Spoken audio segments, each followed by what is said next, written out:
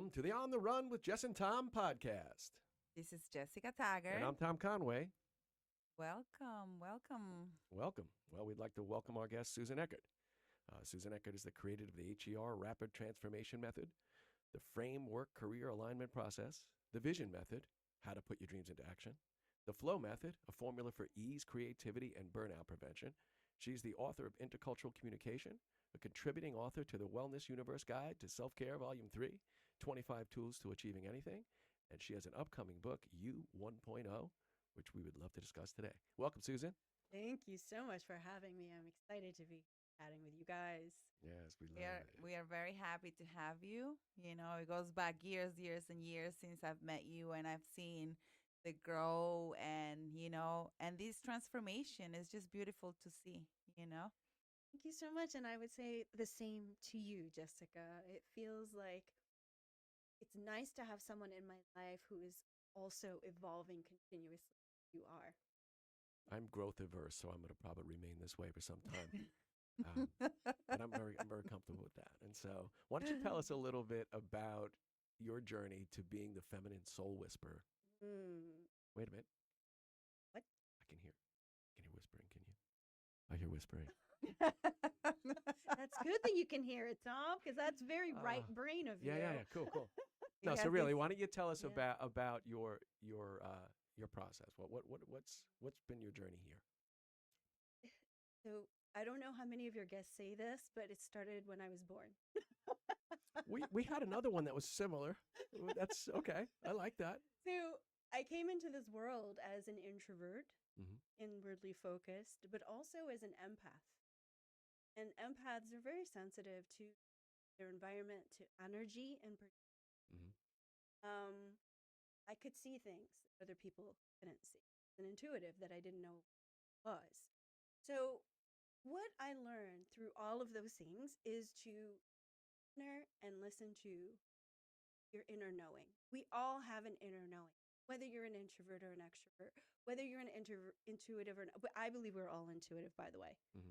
But whether you're connected to that intuitiveness or not, there is an inner knowing that we all have. There is something that we can all connect to because we are all sparks of divine, right?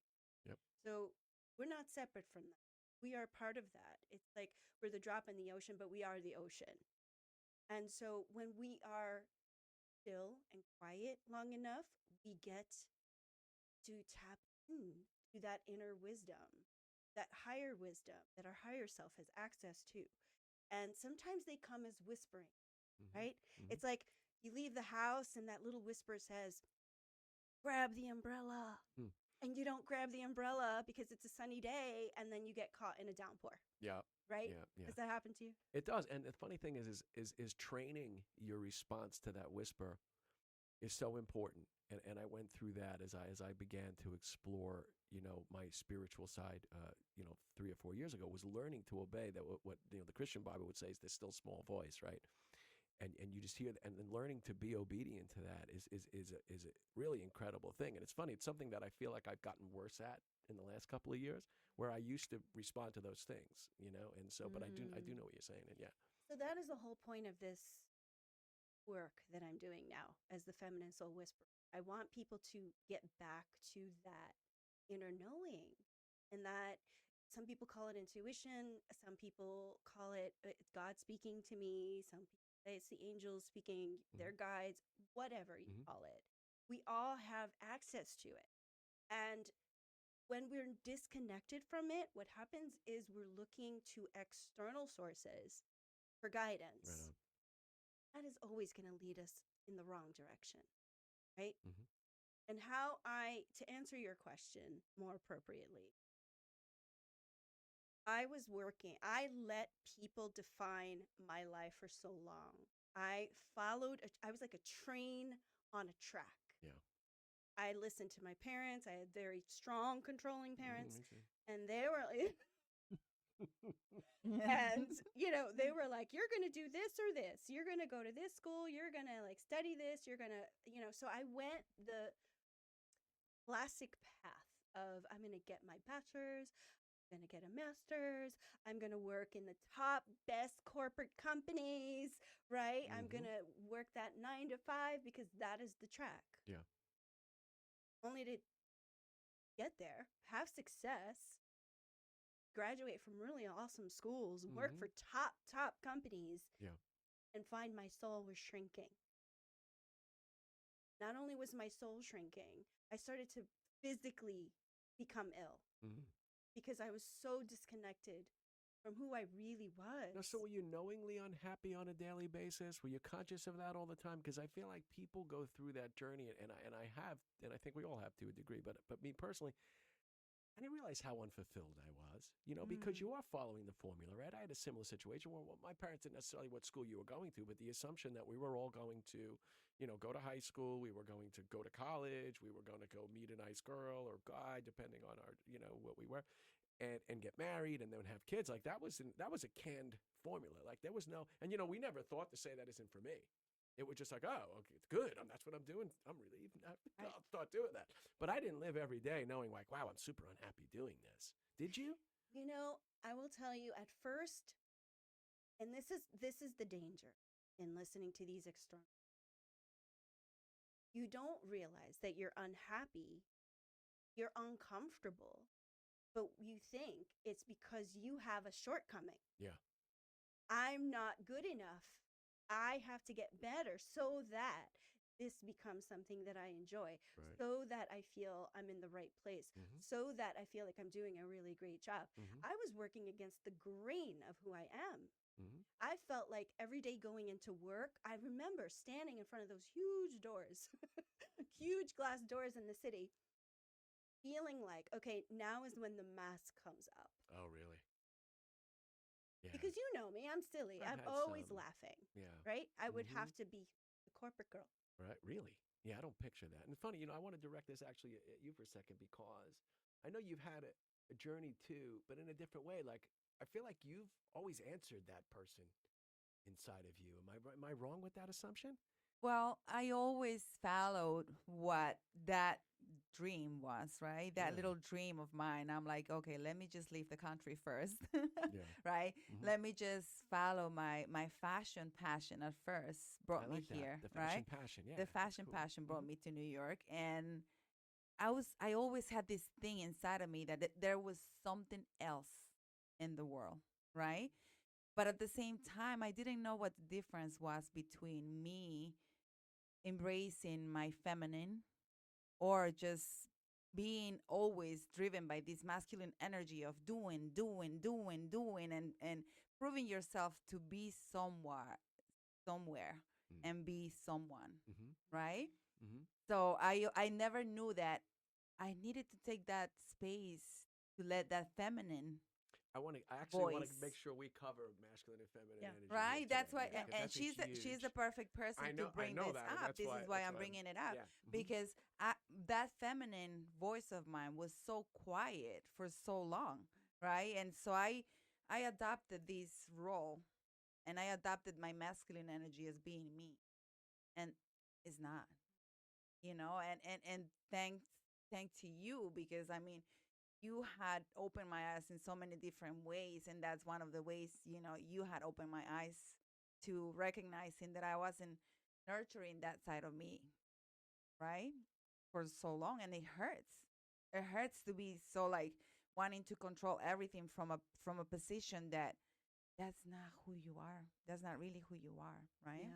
Yeah, so maybe we should clarify this because a lot of people don't really understand what feminine versus masculine energy is. They think feminine means, oh, I paint my nails and I get eyelashes on. And you like pink as well. Right. You wear pink all the time. Which I will, every now and then is cool. Absolutely. But no. When we're talking about feminine and masculine energy, what we're really talking about is left brain, right? Left brain, our society is very left brain. So that's the masculine energy. That's the do, strive, compete, analyze, be rational, be logical. That's how we're taught to be, right? So look at your competitors. You got to be better. You got to strive, right? You got to do. So much that we feel guilty when we stop to pause. Yeah. When we stop to pause and we sit in stillness, can activate our right brain. Right brain likes to play. Our right brain will sit and do. Our right brain will allow our subconscious up and speak to us and draw connections between things that we might not have made connections between if we were constantly in do mode. Right? Yeah. Our right brain allows us to sit and connect with our intuition and our knowing. So our right brain sees how we are the same, sees where our commonalities lie. Our left brain sees how we are different. Interesting. The implications of this is huge, right? Yeah. But balance is the key. It's not that one is better than the other. It's not that I'm saying, oh, you have to be in feminine energy all the time. No, we have to learn how to go from one to the other. And all people have both, right? I mean, Both we all genders. have It both. doesn't mean right. Unless you have half a brain. I mean, I've been accused. And I don't think it's the good half. I think I got the other half. Somebody else has got the good one. Yeah, but I really believe that Einstein, this is important and interesting too. Einstein was so brilliant, right? And when he described his process, he would sit in quiet, visualize these models that he was working on. Like he would see them like they were 3D in front of him, right? He was using that right brain, right? And when you learn how to go between the two, the left hemisphere, the right hemisphere, your corpus callosum, which is in the center connecting the two, get thicker. And they still study his brain because he had the thickest corpus callosum, right? That is so awkward. So meditators, yeah, it's awkward that they're studying his brain. A little bit, right? I mean, he's been dead for how long now? Wow. But he was fascinating. They were like, how did this man who started off not intelligent, right? As a kid, they thought he was special. Right. Well, he was. Right. He's different. He's different special. Yeah. Right? But the thing is, like, it's part of it is biological, physiological, and part of it is spiritual. Yeah. We don't often talk about that part. Well, I mean, is the biological part the output of the spiritual part? Right? I mean, is the spirit growing the biology to accommodate it? It's all integrated. Like, Yeah, but I we wonder, like to right? Like segment what- and compartmentalize things. That's also very left brain. But it's all connected. Yeah. It's Serial all killer. connected. Left brain. So here's what I suggest to people. Like, give yourself, especially when you're in a time of transition. This is what I especially love to work with people on. When they're in a time change, transition, whether it's chosen or sprung on you. Allow yourself to sit and connect with that inner knowing. Just doodle a little bit. He would come, right? Ask yourself a question. Pretend you're speaking to your higher self. I've been so terrible. I've been so terrible at it. And you're not not to personalize this, but so I was speaking to somebody recently, and I'm like, I don't remember. Everyone says like like regression, right? Or even go back to your childhood as you know it. I don't remember what I dreamt of as a kid, what I was passionate about as a kid, what I saw myself doing as a kid. I don't remember. And I do sit there and in quiet and try to do that. Like I wake up in the morning before I'm out of bed and I sit there and I'm like rethinking. I'm like, and I don't remember. So yeah, that kind of thing isn't ideally accessed through thinking, rationalizing, forcing, right? The best way to do that is to step into our right brain. How do we do that? We sit down, set a timer for 10 minutes, say, okay, I'm just going to start writing as a child, and go. Set the timer for 10 minutes. Don't stop writing. It doesn't matter if you don't know what to write. Nothing's coming, right? Nothing is coming. Keep writing, keep writing. But focus solely on your writing because things are going to start popping up and then you're going to start writing those down. Memories are going to start bubbling up from the subconscious and write those down. And you'd be shocked in 10 minutes what shows up. That's one way to do it. Yeah. Another is to, if you meditate at all, go into meditation. It's another train wreck. Well, I can help you with that. Okay. Is to go into a space, create I have a downloadable audio, journeywithinmeditation.com. Okay? You hear that, folks? Journeywithinmeditation.com. People have had incredible insights doing that meditation, and it's 20 minutes. Wow. Okay? Cool. It puts you in a room where all the answers are. You tell yourself, okay, all the answers are in this room. Whatever this room is, you construct it. It could be a field, it could be outdoors. You go in there and you sit in that. And it's amazing how your brain and your mind and your soul will feed you things. Sometimes they're symbolic, Mm-hmm.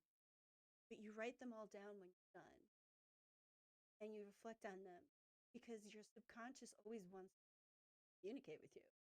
There is so much information stored in our subconscious. That's why I also do hypnosis. Yeah. Because sometimes people are too busy in their left brains, thinking, forcing, that they need to just be in such a relaxed state with their left brain occupied on something. Yeah. There's a script I have where I have their left brain busy by writing letters on a chalkboard, the Cool. whole alphabet. Meanwhile, I'm speaking to their subconscious mind, and then they start remembering things, positive things, that they were like, I didn't remember that. Mm. When they come out, they're like, oh my God, I totally forgotten about Wow, that. fascinating. Right? That's cool. Wow. I love that. Sounds exciting. I love that. And there's so much wisdom in our subconscious mind. So much. Everything you need to know, you already know. Like your soul has traveled so many lives, right? And all the wisdom you need to find is there. I mean, and it's great that people like you are actually opening this portal where we can actually find out how to get there, right? How are we going to get there? And when you talk about, just to clarify for people, when you talk about the right side of the brain, that would be the feminine side, right? And the left side would be the masculine side. You couldn't tell me all the positive tests it got. I knew which one was feminine. No, I think it's very important to balance, like you said, right? Balance both of them, and allow yourself to be soft, and for men too, right? Allow themselves to be soft and creative, and let go of that control, like, oh, let go of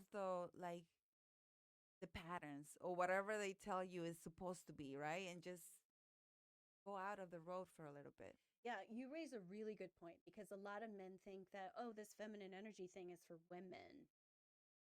Not. I did a talk for a community and called Balance to Breakthrough. And it was talking about balancing the left brain and the right brain and the energies that come with that. And I got to tell you, like 23 people reached out to me after, and they were all men. Mm-hmm.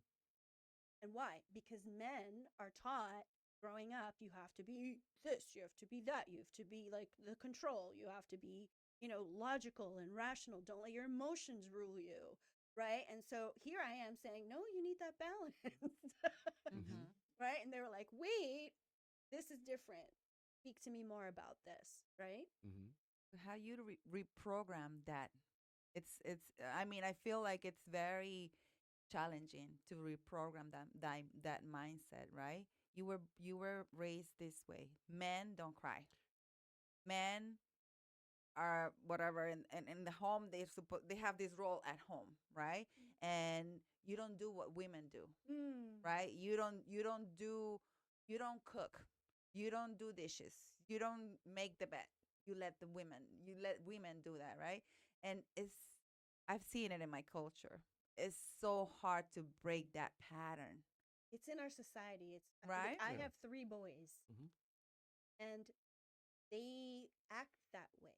And with me as their mother, right? So where are they getting this from? Certainly not me. Mm-hmm. Right? They're getting this from society. They're getting this from our culture.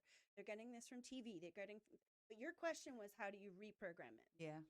My answer to that is not reprogramming, it's deprogramming. Yeah. It's shedding. So the book that you mentioned that I'm working on releasing very soon is called You 1.0. Why? Because it's not that we have to become something different, something new.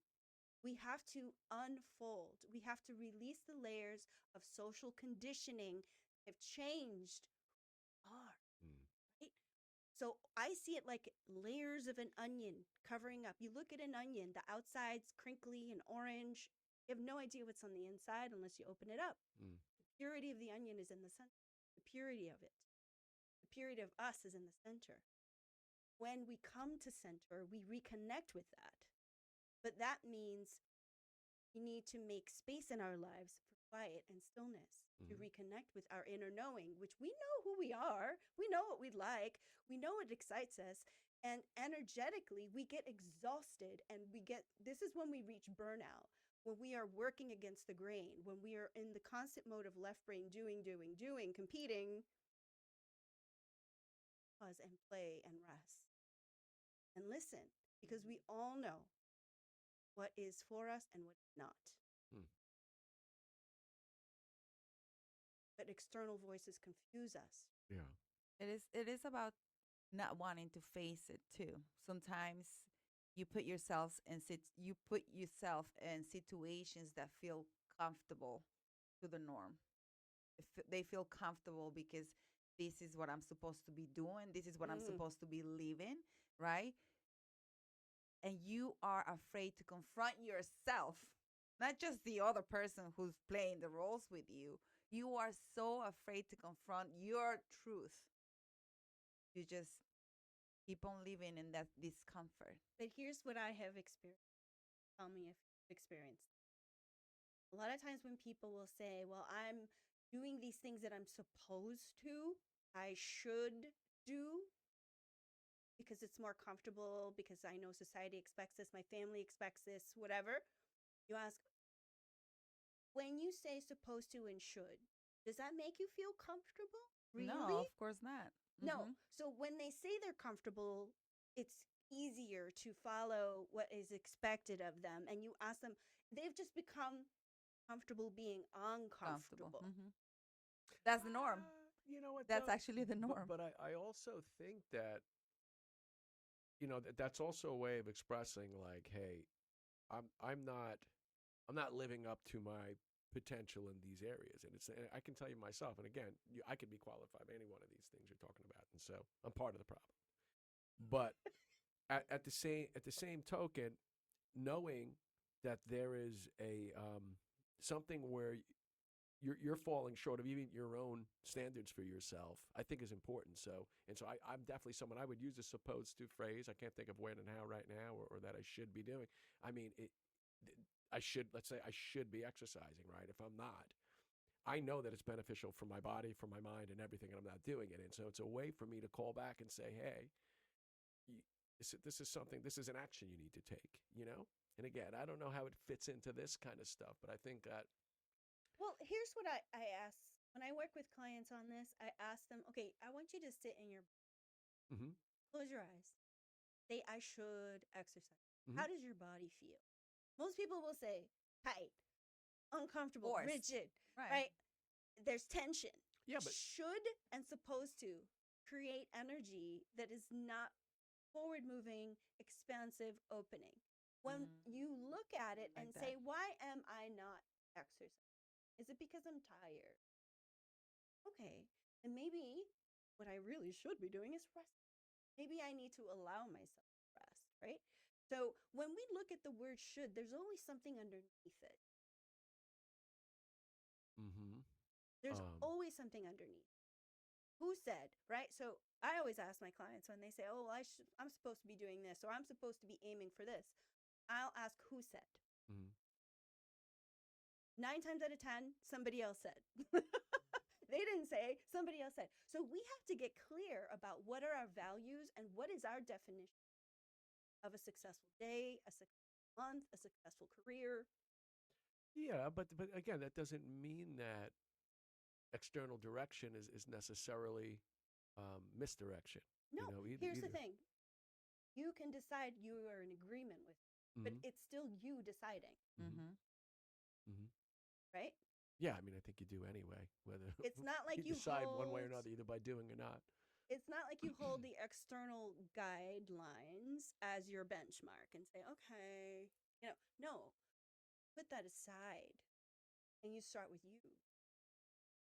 What do I define as success or happiness or an ideal day for me. And then you could say, oh, that's interesting. Other people see it differently. Mm-hmm. That's okay, Mm-hmm. right? Yeah. So you almost have to put aside, if you're going to peel back those layers of the onion, you almost have to put aside what society and your mother and everybody else, your husband, your spouse says, and just connect inside. Because this is what I'm saying. Our inner self knows the answer. Yeah. It might, but that's also It does. okay. It does, but that we can know the answer all day long, and many of us, I'll put myself in the group every time. Doesn't necessarily you listen. When we talked about listening to that small voice, doesn't mean you're listening to it. That's my point. You know, and we that's have the to. whole point. But And we can again, learn to. what does Paul say in the Bible? You know, I do the things I shouldn't do, and I should, you know, I want to do the things I don't do, and I totally misquoted that Bible verse. But that's the gist of it. The gist is that you have that small voice inside of you is telling you something, and it could be a should thing. It could be something you know to be a should this thing. This is great. And you're ignoring it. No, this is right? great. Let's clarify this. Mhm. This is great. Thank you for bringing that up. Mm-hmm. Okay.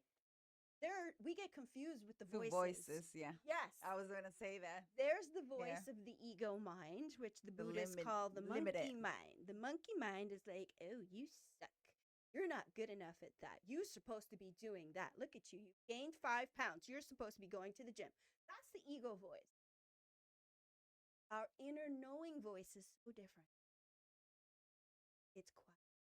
It whispers. That's why I'm the feminine Which is soul why it's whisperer. easy to ignore. It's why it's easy to ignore. Mhm. That's why Buddhists train for years and decades in silence and stillness. It's training to connect with that voice. It doesn't have to take decades. But it's a process of reconnecting with it because our society trains us to not be connected to it. Do you see what I'm saying? I'm very aware of that, sure. But it's a different voice. That voice is never judgmental. That voice only sees our perfection as we are. Our voice only sees that there is a divine plan and we are exactly where we are meant to be at any given time. And no matter what we've done, there is a lesson we can take from it and be stronger. I was going to say something like, what if we use the should as human, right? What if we use that as changing the narrative, right? I should be learning something from whatever experience I live. I should be growing from this experience. I should be growing from where I am at this point in my life. So that we should be doing, right? That's why we're here, right? I feel the word should is very contracting. The word I desire to, I want to, I choose to, I intend to is empowering and opening and expansive, right? So you can decide if should works for you or not. Right. Most people I work with, should is right, because they've been told all their lives by parents and teachers, you should, you should, you should. Mm-hmm. So it comes with it this yeah. Right? Depends on I understand. I mean, we are here for a reason, right? We're here to evolve as souls, right? And so if we should do anything, it's just evolve. You know, we are evolving, whether you want to or not. We're all evolving. Okay, that's just it. Yes. So take everything in life as doing what we're supposed to be doing, right? Yes. But like again, both are important because there are people who I've met who they love yummy feminine energy. And they are in there all the time. Oh, I'm going to write a book. Oh, I'm going to sit and write a poem. Oh, I'm going to go for a walk in nature. Oh, I want to do this. I want to do that. And then they never get down to the doing. Right. Because they don't want to step into masculine energy, which requires the planning to get the book written, outlined, published, right? Yeah. That's the hard part. Well, they're both hard parts. But, there are people who get stuck on that side too. Yeah. So those people have all the great ideas, but bringing them down into fruition is challenging for them. So it's really about balancing the two. But what I find is because our society is so focused on the masculine energy and the doing and the competing and we are suffering individually and societally. We are suffering when we break ourselves up into silos because, oh, you're different from me, which is a very masculine thing, versus, oh, let's bond over these commonalities Sure. regardless of how we look. Right. Yeah, I agree with that. We're more powerful that way. Absolutely. 100%. Yeah. 100%. And as a rule, I mean, we have far more in common than we have different, you know? We're human beings. Yeah. We all have the same emotional scales. Mm-hmm. I have a question. Well, I go to therapy regularly, and I was talking to my therapist about masculine energy and feminine energy, right? And she had referred to sometimes when we are having trouble with certain situations, that means that we are having problems embracing either the masculine or the feminine, right? How do you recognize In that yourself or others? others and Just in myself general. in general, Just in general. right? Okay. Like, how do you recognize you're not balanced? You're not balancing both, Yeah. because some people are so caught up in that left mind. Like, they're like, okay, Yeah. and for some people, it's just fine. They don't miss anything.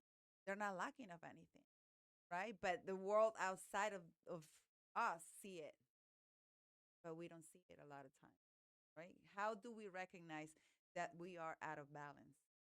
There's always telltale signs, right? It could be that we're not getting done the things we want to get done.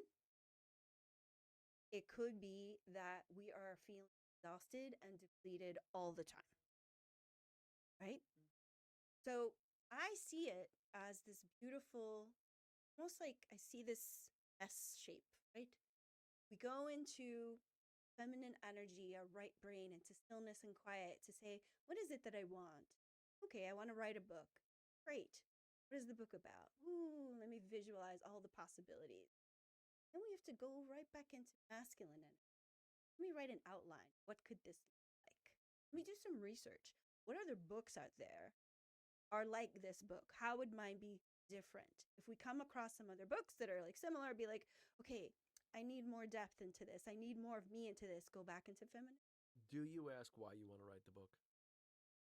Is that part of this? Is that some other kind of energy? No, I'm just curious. Not you personally. Anyway, like I say, I have this impulse or I have this feeling, I have this desire, right? I don't ask myself why I want to do it. I just say, hey, I want to do it. Oh, that's a good point there because What am I trying to achieve, in other words, right? What am I trying to satisfy within myself to do this? right.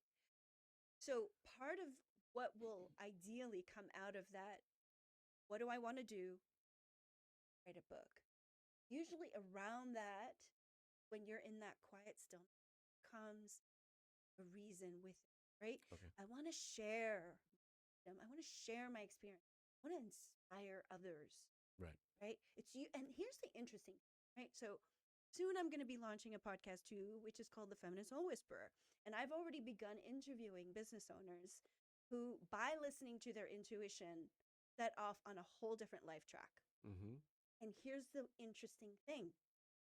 Once they did, by listening to their intuition, they ended up doing something that serviced others. Yeah. So that higher voice, that inner guidance is always going to direct you Outbound. to a place that helps others. Serving. Why? Got Because we're all ultimately connected. We're all sparks of divine. Mm-hmm, mm-hmm. See? Got it. Yeah. Isn't that And that's beautiful? part, and that's part of Pretty cool. wisdom, right? Wisdom is that recognizing that you're not alone, recognizing that life is not just about you; it's about the community. It's about it's recognizing that we are all interconnected. We right? are all interconnected. And I've been really binge watching all these YouTube channels about near-death experiencers because and I am one. Mm-hmm. But the commonalities are shocking, right? Yeah. It doesn't matter what they saw because that could be different. And, what it seems like is that if you think you followed Buddha and then you die, you're going to see Buddha, right? If Mm-hmm. you follow Jesus and then you die, you're going to see Jesus, Mm-hmm. right? But the common threads that they come back with are shocking. It's like, not shocking, but it's just fascinating to me because it's like they all come back with this understanding that, oh my God, we are all connected. Mm-hmm. We are the same. We all are like, the way that I saw it in a meditation was this beautiful, brilliant sun. With when when you see the sun and there are all these individual sun rays Mm-hmm. coming down through the clouds, we are like those individuals. Source is the same. Mm-hmm. Mm-hmm. It is a mankind thing that this separation that Oh we yeah, create. of course. That how interesting is that when you are about to leave that physical body, you actually get to that place where you're all light and you recognize that we're all together. You have to be in that place to recognize. You have to get rid of the physical in a way, right? And get into that inner. Well, near-death experiencers all say the same thing. Like once I left my body, Mm-hmm. Mm-hmm. I was so and expansive, and I felt so like so much love for everything. And then when they came back into their bodies, it was like, ooh, I had to like squeeze this big soul into this little body, and I felt the weight of this suit that I'm wearing, Wow. right? Wow. Because light is light. And then when we're in human form, we have this vehicle. It's like Constricted stepping in in a a way. car. Yeah. Mm-hmm. Absolutely. So, some people haven't connected with that part of themselves yet, or they've been taught a particular way of seeing all of this, right? Like I come from a very born again Christian family who has a very specific view of things. And through my experiences in meditation and being super ill, waiting for death, Yeah. and having experiences through that process, um, I've been exposed to something else that says it's more than what I've been taught. It's way more beautiful, less constricting, more unifying, love based, and we all have access to that at any time. Mm-hmm. I love that. Interesting. Yeah, I love that. And unity has been like a theme, right? We've, I mean, since I know you, we've always advocated for that, right? Advocated for to recognize that we are all one in love and power, and in that beautiful presence that you were talking about, that is it just supersedes anything, right? And when we get to recognize that we are all one, I feel like we are going back to the basis we were talking about before, right? We're going back to being to living in that way where we are all looking up for each other, you know, not competing with each other, but just lifting each other up, right? And I mean, it's gonna take a while to get to that point, but Well, feminine energy is like, empathy, right?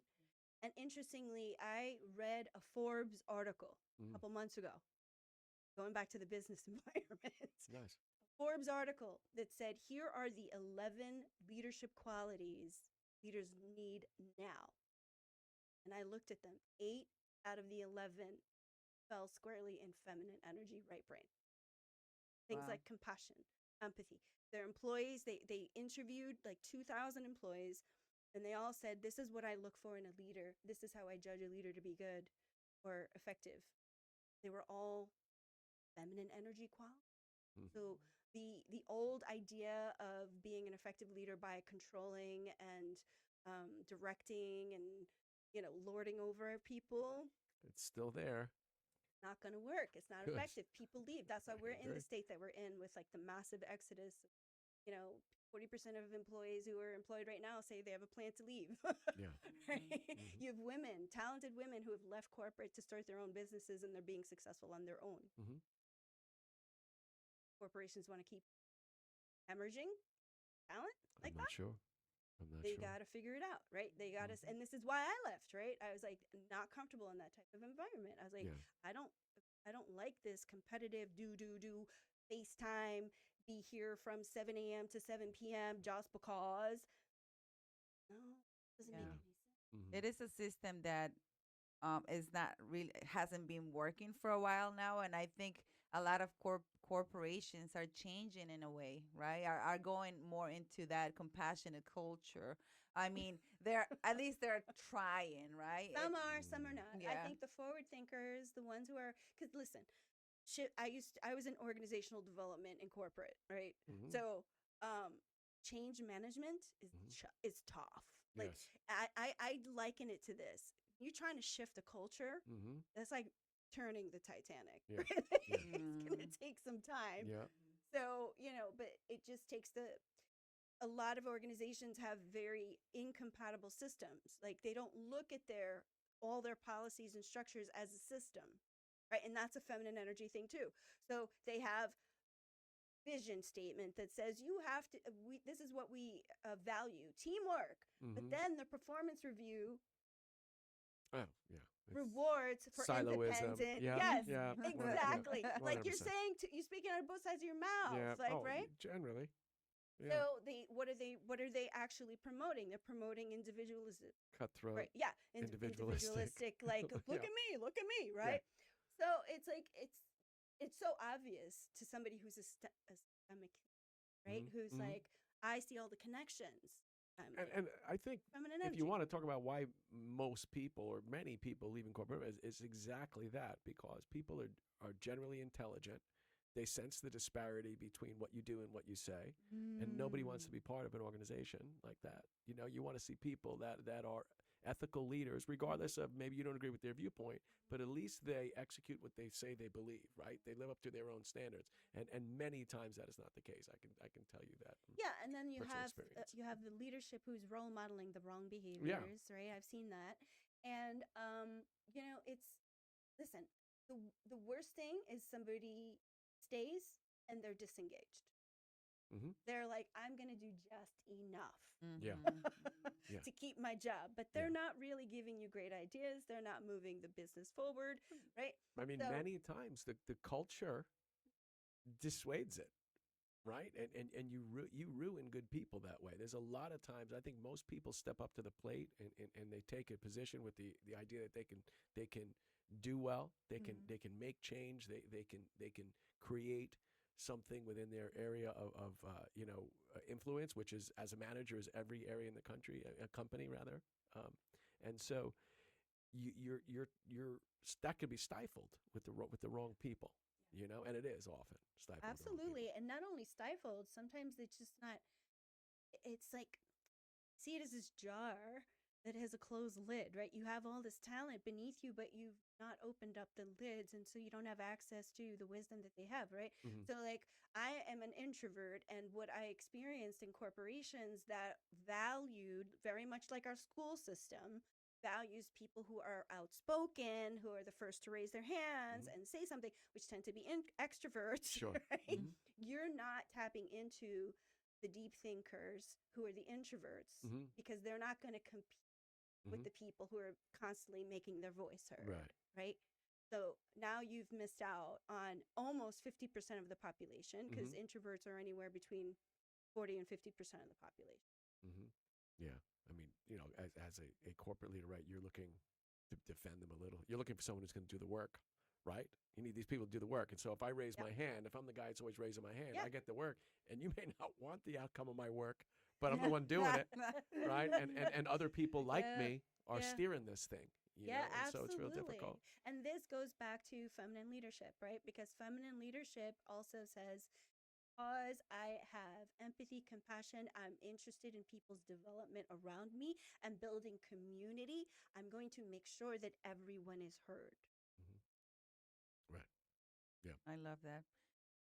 And I have a question in my mind that I want to ask because I know you are in a moment of transition in your own life, right? Transitioning from a business that was very successful, so successful that a lot of people wanted to almost copy it. Of course they couldn't. But you're transitioning from this second stage in your life from corporate to photography. which you were very successful, and now you're transitioning into something different, which allows you to even tap more into that feminine energy, right? So how is Susan tapping into that in this moment? Yeah. Well, first, I'd like to say I feel like this is a returning, because when I initially left corporate America, what was I doing? Career coaching, right? And it was about helping people find work that aligned with who they are. I taught a course at Hofstra University called "What Were You Born to Do?" Wow, that was Wow. Wow. future looking, right? And how long ago was this? You said 20 something years Because ago. this is always fundamentally this But has back then, always been. who was listening to that? No, I 22 years had ago, no one. retirees. I Oh, had okay. high So it school wasn't students who graduated who were like, I don't know what to do next. And then like retirees who were like, okay, I thought I was going to be so happy. I quit. I'm home now all the yeah, time, but I'm sitting home twiddling my thumbs right. going, what's next? Mm-hmm. Right. Or people who were just like, I've decided I'm miserable. Mm-hmm. I'm exhausted. I can't get up and go to work. Right. I'm Mm-hmm. starting to feel sick the way that I was. Yeah. And, but I don't know what I want. Mm-hmm. So they would take this class and I'd work them through my framework, right? Pretty cool. But why did I bring this up? Oh, Transition yes, and return return and to transition your that I'm doing. origins. So I feel like I'm returning to that, but in a more spiritual way. I don't care so much about the careers exactly. I care about the person being in their life in a way that honors who they were meant to be here Mm-hmm. and our soul contract. I Mm-hmm. believe we all have a soul contract. I'm going to come down into this body and become Susan, and I'm going to use these gifts that I've been given to what? To help people in some way. How? Because when you look at the 9 regrets of the dying, which a hospice nurse wrote a book called that, right? Wow. Cheery. Nothing is about, oh, I didn't make it to that VP level. Yeah, never. Never. It's Nothing. not that. It's not I wish I I didn't worked get more. that Yeah, that's just right. Lamborghini. Mm. Right. No. Right. What are they saying? I didn't spend enough time doing the things that I love. I didn't tell enough people that I love them, Mm-hmm. right? Yeah. It's about authenticity. It's about really living this life in a way that honors the gift that it is. Yeah. Yeah. 100%. That's, yeah. I mean, that happens with the majority of us, unfortunately. We just get caught up in that uncomfortable, comfortable position. You're making enough money. Okay. You're taking your vacations once or twice a year. Okay. I have enough to pay for, whatever I have to pay. Fine. I'm happy. Right. But there's so much more. I mean, all of us have a purpose, right? All of us have a calling in this world, and it's just saddening sometimes to see that, oh, is this all it is for you? Like, and you don't want to even tap into something different because you're so comfortable being that, But, right? I would argue they're not. No. If you're not doing what you're here to do, it doesn't suit you. You're not comfortable. You're telling Right. yourself that you're Comfortable, comfortable. You're quote, not. quote unquote, right? Yeah, and to answer your question about my transition, yeah, it was the hardest decision to unravel a 16-year business. Like to say, okay, I'm just going to burn it down and I'm going to move forward in my life. That is the hardest thing to do. It wasn't about money. It wasn't about, prestigio. How do you say prestigio? Prestige. Yeah. Prestige. It wasn't about that. No. It was about your soul journey. It is about my soul journey and about this inner calling that keeps calling me, keeps calling me. Time to move forward. It's time to move forward. And um and I have to say that the timing is perfect because as an introvert and an empath, like I've always been quiet behind the scenes, right? Like I've done speaking engagements, but like it's always been like pushing myself to do them. But now I'm in a place where I'm like, I want to be more. I want to share inspiration so that others will feel inspired to stop settling and to Mm. stop being comfortable being uncomfortable so that they can really live more fully, right? With enjoyment, with peace, surrounded by the people who are on their vibe, right?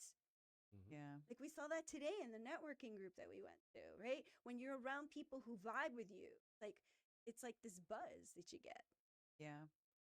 It's such a completely different experience, when you actually find that kind of tribe, right? You find people who align with the things that you believe, align with that loving way of wanting to do things and wanting to help others and wanting to lift each other up, right? It's amazing. It feels really amazing. And another thing I wanted to ask you. In market. It's widely known that the benefits of plant medicine are deeply ingrained in the ancient Incan culture of the Amazon. The Incan market creates delicious infusions and teas from ancient recipes using hand-curated organic ingredients to deliver the benefits of generations of plant medicine directly to you. With varieties including detox, chill, sleep, and joy, there's something there for everyone. Visit theincanmarket.shop to connect to the ancestral wisdom of the Incas and get yours now. That's INCANMARKET.shop. Use the code OTR10 at checkout to get 10% off your first order. You're going to love it. So with this new journey you're going into, how are you honoring that femininity? Okay. It's new in the sense that I had to do some really deep things. Oh, what labels used to describe where I'm heading, right? And it was interesting because what kept coming, speaker, which if you knew me 2 years ago, you'd be like, what? Susan wants to be a speaker? What? Right? But that is going to be my head label, followed by author, which I've already written 2 books. I have 2 more in the works, right? And then coach last, right? Through that, I do hypnosis. So, how do I get that clarity who I'm stepping into, allowing myself to become world, is by spending time almost daily. I won't say daily because that would be a lie, because there are days that I don't do it, but 5 days a week at least. I make time to sit in quiet, to meditate, to ask myself how I'm feeling. What am I excited about? Right? Like, if I have nothing that I'm excited about, there's a problem. There's a disconnect. How am I exhausted? Am I tired? Why am I tired? How am I spending my time? Interrupt you for a second. How much stuff should be excited about? I'm serious. Like how much stuff? Left brain question. I'm sorry because I'm 3.5 really things. trying to learn, and so The I just 5 want to things you should be excited about. No, but how much stuff should you be excited about? Is one thing enough? It's based on, it's Okay. based on what's important to you. Mhm. If you say time with family is my top priority, Mhm. and I'm on a scale of 1 to 10, my happiness scale is on a scale, I'm at a 9.5. And when I look at why that is, why am I so happy? Oh, I've spent a lot of time with my family. Is it okay if it's someone else's family? Totally okay. Totally okay. Right? But it's like, how do you judge all these things? How many things to be happy about? What things to be happy about? It's like, what's important? And Yeah. you have to know what's Yeah. important to you. I've had coaching clients who I've asked them, what's important to you? You see, you're saving me money. I won't hire you because you have the answer. That'd be me. What's your definition of success? No, I have a definition of success. What are your strengths? What are you really good at? Sorry. That's crickets. Right? You can't design a life that works for you. You don't know the answers to those things. Are things becoming clearer to you? I mean, they are Yeah, to me. to me, in my life, they are. You, are things becoming clear to you? Are you like, I have a roadmap now. I need to figure out this, Well, this, we're and not this. there yet. No, but I'm understanding. I think he needs a written plan. It has to be Listen. written. Yeah. So the brain- left brain left can brain, process right, it and then exactly. and then assign it to the Yeah. left brain. And then I you can know. check off Yeah. little It has to boxes be- and feel great about Yeah. each achievement. Listen, my podcast is going to have meditation weeks where the whole episode is a meditation. I Mhm. expect you to do them. I will. Okay. Yeah, I will. Deal? Yeah. Right. And that's a promise. No, I mean, if I say I will, I will. That's it. awesome. Yeah. So, and another thing that I am really loving about this new journey of yours is the journaling, right? And I really wanted you to take us into that kind of, how do you get into journaling on a daily basis? Because a lot of people, I know it is important, and I've heard that every successful person in the world journals every day, right? There's got to be something to it, right? Mm. Why journaling, and how do you get to the habit of Okay, doing so it? that is not a new thing either. But what is new is my journey book. Okay. So what I have bought journal after journal after journal after journal and gone, I don't stick with it. Why? Because it's just a blank page isn't exciting to me, or it was just focused on one thing that I was like, oh, I lost interest after a while. The journey book I designed for me because it focuses on the things that I have found contribute to wellness and self mastery. Things like gratitude, things like positivity, right? When we're negative, oh, I'm stuck at this, or this isn't working for me, and everybody's against me, our life is never going to be great. When we flip that script and we put things in a positive way, now we're empowered to take different actions, surround ourselves with different people, all the things, right? So this journey book integrates all the things, mindfulness, the 1% rule about you only have to get better 1%. It's something that you're trying to get better at, right? So this journey book, I decided to invite people along the ride with me. And it's been really fun to have a community working through the journey book every month, right?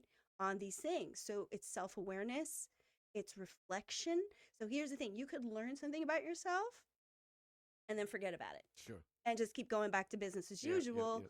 Or you can reflect, make connections, have aha moments, and then hold yourself accountable Yeah. for taking a different action next time, right? Sure. Mhm. So the journey book does that. So every day I have a practice with my journey book where I sit down and I say, okay, how did I feel today? Mind, body, soul, right? Am I energized? Am I feeling depleted? Why am I, right? I look at what am I grateful for today? And I list all the things. What synchronicities did I notice today? That's putting me in feminine energy, right? What did I notice today, synchronicity wise? What connections did I make today with people that were interesting, out of the blue? What could be in there, right? So I journal on these things. I draw. There's a sketch page in my journey book that allows my right brain to draw a flower that symbolizes where you are in your life right now. Just so I put on some music and I'll draw, and my right brain gets engaged, right? So every day I'm connecting with this reflective inner world. I love that. And I love that by writing, you actually get to analyze where you are, who you are, and why you do things, why you do the things you do, and why you don't do the things you don't do, right?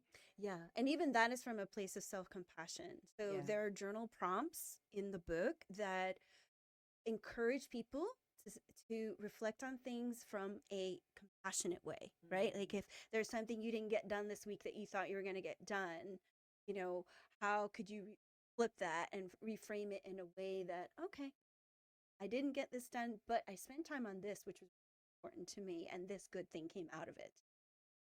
Grace, right? Grace, having grace with yourself and with your processes, right? So does the journey have an end? That's a good question Sorry. because I know.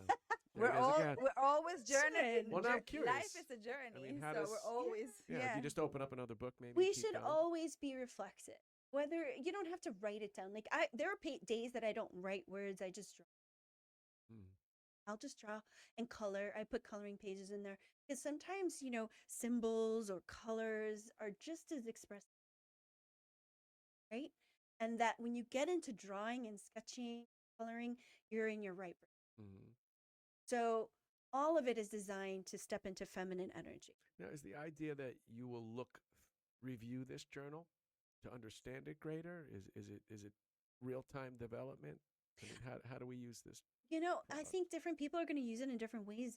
I use it for the moment to process and integrate the experiences that I had that day, the emotions, Hmm. right? I give myself grace when last 3 days I haven't slept so well. Yeah. No wonder I'm tired and a little grumpy. Mm-hmm. Mm-hmm. Right? Yeah. That makes sense for Yeah. how today flowed, Mm-hmm. right?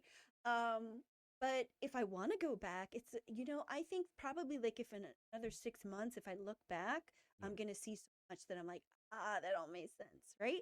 But it's optional. I don't have to look back because Mm-hmm. it's about being in the moment, right? Right. There's that phrase that there's only now. Mm-hmm. Yeah. Yesterday is an illusion. The future is an illusion. There is only now. Mm-hmm. Mm-hmm. So it's about in that moment processing, you know, how you're feeling, what you're experiencing, what you're thinking, what you're grappling with in that moment, Mm-hmm. and noticing your blessings. Right. Right. Right. Yeah. And so is this a particular type? Would this be classified as a particular type of journaling, or is it general journaling? Like I know there's like gratitude journaling and other things like that. It's a mix of all of it Okay. because, I think the book tackles a lot. It tackles mindfulness, it tackles gratitude Mm-hmm. practice, Mm-hmm. tackles positive positive mindset. It I've put it all together in one resource because I found like I could get a book for gratitude journaling, I could get a book for this, I could get a book Yeah. for that, and I'm like, no, I just want it all in one. So you're not Yeah. like Star Wars minded where you want to make 8 movies. You just want to release the one. No, but people have asked me for a 365-day book. Well, yeah, which is why Ooh, I nice. asked you. I didn't know if it was periodic, right? Is it a 90-day thing and you look back and then you gauge your Yeah. progress, you feel your accomplishments or whatever, and then you go again? Or I think you that's go what I on the always look journey at. as long as it feels like you want to go on So the journey. where do we get this? Is this available for the general public? It will be soon. Is For now, it's been a is this the small 1.0? Is this beta part of that? testing. Okay. No, Okay. it's not part of the This is separate 1.0. from 1.0. The book you 1.0, I'm trying to get it out by the end of this year. I have a small review committee that's going to be reading it and Mm-hmm. providing feedback, but so far the feedback has been great. Cool. And it's a book that I'll probably create a workbook that people can access separately Cool. to work through the book, Yeah, yeah. but it's really like a self-help. Great. Super. Okay. And the journey book will be I'll be revealing that. And is that its name? The journey book, it's called The Feminine Recovery Self-Mastery. Mm. Okay. Oh, I love it. I love it. And I'm gonna get a copy this coming Yes, month. you are. No, Yes, on Monday. Monday. On Monday, I'm gonna get 3 my days. own copy, and I feel it's great. Thank you for actually putting it together because this gives you an opportunity to actually do that spiritual metabolization or whatever you call it. You kind of analyze what your day was like, right? The things that you're actually keeping with you, and the things that you're actually deciding in that moment that don't serve you anymore. So let them go, right? And it's part of a good sleep habit too. It is. You know why? Because sometimes we go to bed, we have so much going in Yes, our head, like yes. our brain is busy. Mm-hmm. When we get to dump it, we sleep, Yes, right? that has happened to me. That has happened to me definitely. Well, this is one thing I do with the girls I work with is like because they have so many worries and so many right things that still like live in their heart and their mind. So I just ask them to write all their worries and offer them to the creator, right? Whichever whoever that is for them, right? Just offer them to to your creator and just ask him to take control at least for the night so you can rest, right? But writing is such a beautiful medicine. Writing is a beautiful one. And there's a self hypnosis to go to sleep, like in a relaxed state, where you just create a phrase like every day I'm getting better and better at self compassion, for example. And you just close your eyes, breaths, and press one finger. So you say it 10 times, right? Every day I'm getting better, better. And you just say it 10 times. And by the time you're done, it's like that's now fed your subconscious mind. So as you're going to sleep, it's in there, it's getting deeper into your brain. And now your brain is programming this belief that you are self compassionate. Got it. I love So awesome. it. When I think about self-compassion, I feel like it is like you are re-racing. I don't know how to say this, but you are like re-racing yourself from the beginning of time, right? You are being your own caregiver, like you're being your caregiver, for the rest of your life. So you are training yourself from the moment you were born, because nobody knew better than you now, We are our right? best caretakers, Yes. but we are also our worst abusers. Yes. But we can make a choice which we prefer to be, right? Like there was a time when my self-talk was so bad that if somebody else spoke to me the way that I spoke to myself, that would be abuse. Yeah. So here I had, can I share this really quick meditation experience I had? Yes. It we was we have all the time you need. It's a meditation experience where I was intending to go connect with all my parts, right? In therapy, they have parts therapy where you talk about your 5-year-old self as like an individual part, an experience that you had, how that created a part, right? And so I was shocked in this meditation. I saw concentric circles of all my parts, and Wow. each concentric circle was a decade, right? And I zeroed in on this one pairing, which I was surprised to see. And as a young kid, I had abuse from multiple sources, Mm-hmm. right? I was beat up as a 13-year-old by these girls who didn't like me on the daily, right? So I see this part that is fragile and broken. It's got bandages around it. It's got like wounds, but standing right next to it, almost paired with it, was this like bully type part that was standing almost in front of it, protecting it, right? So these are all parts of me, right? So what happened was when I left the school where I was getting beat up every day, and I moved to this, it was like in Brooklyn. And then I moved to Queens, to like this little quiet Jewish neighborhood, right? I walked in there as the bully. Mm-hmm. Nobody's going to mess with me. Right. So I wanted to make sure people knew you can't mess with me, right? So I came in as the bully. So that part got activated to protect the wounded one. Got it. So when we understand that we have all of these parts within us, we have the caretaker, we have the wounded, we have the defender, all within us. We can choose to activate any of those parts at any. Hmm. I love that. And it's empowering to know that you have all that you need within yourself. Yeah. You don't need to look outside yourself for support, for encouragement, right? For approval. Mm-hmm. And that's a long journey too, to realize, to get to that point of realization where you actually say, all I needed was myself all this time, and I was just dying for that validation from the outside world when that I didn't even give it to myself, right? You cannot get something you don't give yourself. You cannot get all that respect. You cannot get all that beautiful unconditional love. You cannot get you don't give it to yourself, right? And that's something that it's hard to learn, you know? It takes some time. I think it takes experience and wisdom. Like I look at my twins who are 17 and I see how they are looking externally for approval and recognition. And I understand that it's part of the age, right? But I also keep like reiterating to them, like what matters is what is important to you, what looks good to you, right? But I understand that there's a maturity process that has to happen. And at some point, right, they'll figure it out that it doesn't matter what other people say, right? Yeah. I mean, all I have to do is look back at like 1980s hair and be like, oh my God. Yeah. No, of course. Yeah, that's a shame of it. Like I always say, like we insist on learning our own, like on our own, and we don't benefit from, our family units or cultural units. We still refuse to let the elders instruct us. You know what I mean? It's so troubling as a parent. Like you see your kids and they're insistent upon making those same mistakes. I think it's a part, it's how growth happens, right? It's like the birds Sure, I mean, ultimately to a push degree, the yeah, yeah. baby birds out of the nest, like go fly, you got to figure it out now, Yeah. right? So that part is hard, letting go. And also, like, to be honest, they also are breaking the constraints of what we were given, right?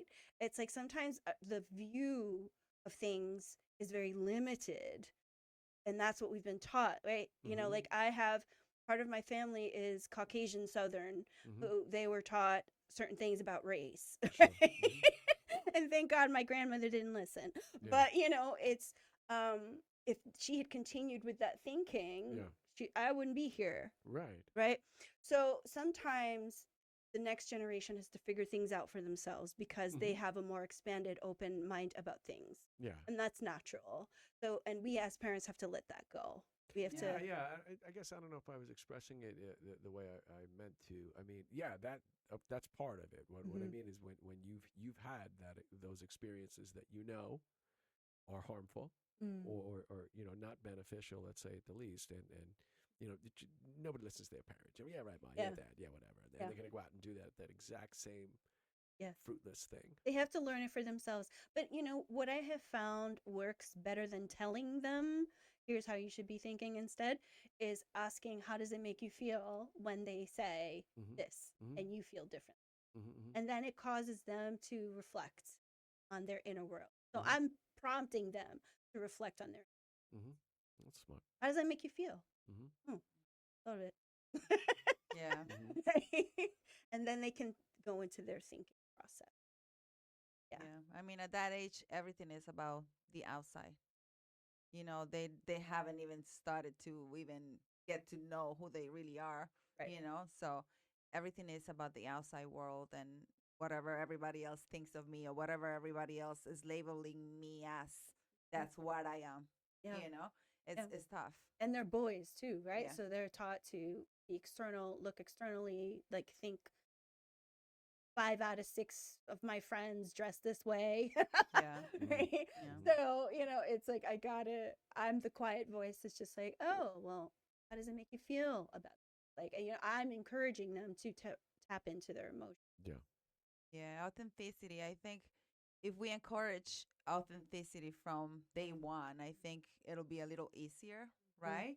But in a way, as parents, and my parents kind of shadow of that authenticity, right? In a way, because culturally it was like girls don't talk, don't say anything, right? Or it was just very limiting, right? So we were taught not to cry when we felt like crying, right? We were taught to be silent when we felt like talking.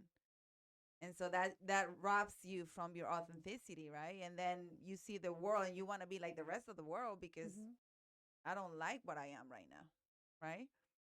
Yeah, it takes, and I think I know some people have a hard time going within, like you had mentioned. It's hard to look at yourself and be with. Some people are afraid to be with themselves. But what I would say is, what you fear is that ego brain voice, that monkey mind, that's an echo. I say the ego is an echo of the things that people have said to you that were mean, whether it was peers, parents, teachers, partners that you had. And then you can ask yourself, do I own this? Don't own it. Let it go. Discard it. Because that inner voice that you can connect with, that is your higher self, is never going to be abusive. Right. That makes sense too. We have learned so much by having you here. Yes, it was beautiful. I love talking about this stuff. Always. Yeah. Shows, It's yeah. always so like enriching, right? When we open up and have conversations like this. We happen to have them very often. So that's why we love our time together and Thomas, joining into these dynamics, right? And I feel like he's very open to experiencing these things also. So I'm very glad. Yeah. And we are very grateful for you. I'm grateful for you. And I would encourage you, Tom, to just, give it a shot. And ask yourself a question. Just start writing down.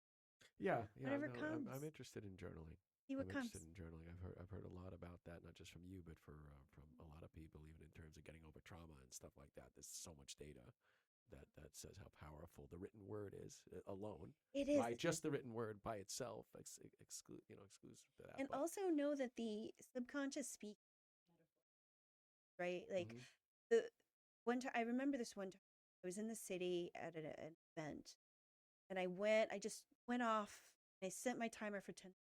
Started right. I was feeling things. I wasn't sure what I was feeling. Talked about some really deep stuff. Yeah. And I said, I just need to like dump. You know? Mm-hmm. So I set a timer for 10 minutes and I was like, I'm just going to write for 10 minutes nonstop. And there were times when I was like, I don't know what to write, Yeah, right? that'd be me. But I kept Mhm. going, but I kept going. And then things would bubble up and I would like just without filtering, Mm-hmm. not judging it as it's coming out, just writing it. I kept writing for 10 minutes. And then when I read it back, I circled the words that I used more than once. I underlined themes that kept popping up. And there was this theme that kept coming: light and dark, light and dark, light and dark. I was talking about the shadow my hand was making on the paper, like, you know, the darkness of this mood, da da da. It was like light and dark, light and dark. What is this? My subconscious is trying to tell me about light and dark. Wow. And what it was pointing out to me that particular day was like this duality that I was approaching things, Mm. this or that. There is no middle. Oh. And I was like, oh, am I really doing that? And I realized, yes, I was. Wow. Right? So sometimes it's not like you are this, you want this. It's this beautiful metaphor that comes up, or you realize I keep using this word. I keep, referring to this thing. Or this interesting memory just bubbled up randomly. I wrote it down, but I don't know what it means. And then you look at it and you sit with it and you go, oh, that was a time when, and this is how I'm, Yeah. okay? Because your subconscious will feed that stuff. Wow. Give it a try. Let me know how it goes. I will. I'm going to give I it a love try. that tip. I really want to try. It's really exciting. Yeah. Yeah. Oh, Well, Susan. thank you. Oh Thank my God. you. I mean, I feel like we have so many more things we can talk about. I don't know if Come we'll. back once Uh, you 1.0 comes out and oh we can yes, and we get a can little talk about traction on that, and we can Yes. come back Yeah. and we can talk about a lot of things. Exciting. Yes. Yeah, that Plenty would to be talk about. fun. Thank you so Yeah. much. Oh This my has God. been great. Awesome. Thank you. Thank you for sharing all your knowledge and, for giving us all these tips too. I feel like a lot of people are gonna benefit from this. I hope so. Mhm. That's Yeah. why Yeah. I'm making my voice heard as an introvert. And which is that's so like it's For an so cool introvert. that you still label yourself that, which, I which am is an fun. introvert. You're a selective extrovert. No, How about, I'm how about we say diehard that? introvert. How about we say I'm a it? diehard introvert. You're a Selective selective extrovert. I like Yeah. that. And so, well, without without it being necessary, best of luck on your new venture, which sounds so catty, but really, a continued path of your growth is exciting to witness from any distance. And so, I It is know that soul led. we'll have some shared moments along that path. So, thank you so much. Appreciate it. All right, Thank you. be well. Looking forward to it. Definitely. Thank you. See everybody. Doodles. Oh, we don't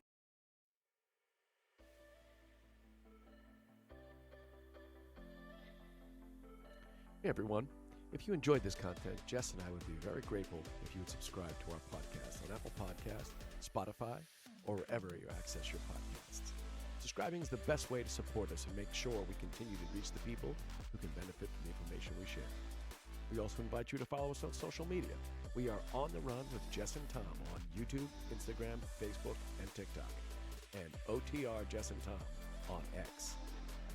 Thank you for choosing to spend this time with us, and thank you for your support.